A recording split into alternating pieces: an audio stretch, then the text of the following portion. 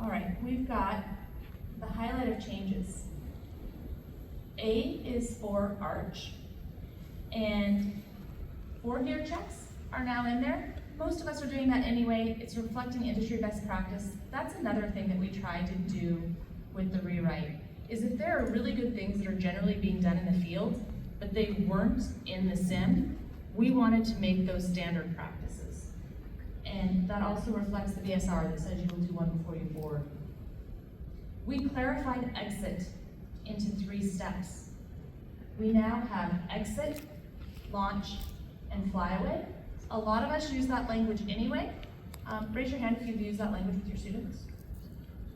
If you haven't, from my perspective, one of the really big advantages to that is that it's not just, you blew your exit, we need to fix it. It's which specific piece of the exit did you struggle with, and how can we fix it? It makes it more manageable. It also gives them a greater chance of success. If they really nailed that setup and things went poorly on the launch, I have something positive I can say to them about their exit. It gives me the language to debrief as well. We simplified equipment emergency procedures.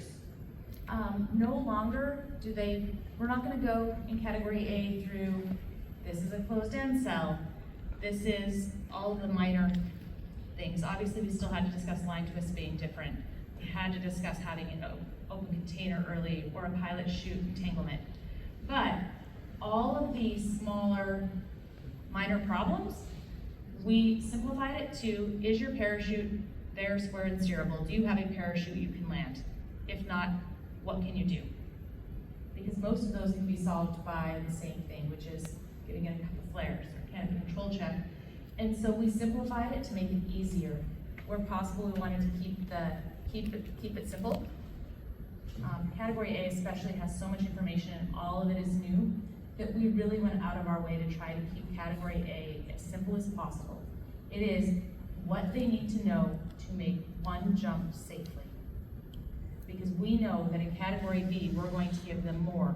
And in category C, we are going to give them more. So we looked at what can we take out that they don't necessarily need to know, and what do we need to add that may have been missing for category A. And then we changed the landing priorities a little bit. Before it was flare for 3, and if you used 4, it was and prepare to PLF. But that also wasn't necessarily a widely common part of the language. And we changed them to level lane, clear and open area, flare and PLF, because the student should never have to choose between the 2 of them.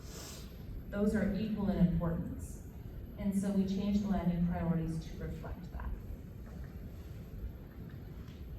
And there are your pictures. On the first picture over there on the far right, that's the exit. There's a picture of what the launch looks like when you step off, and there's a picture of the flyaway.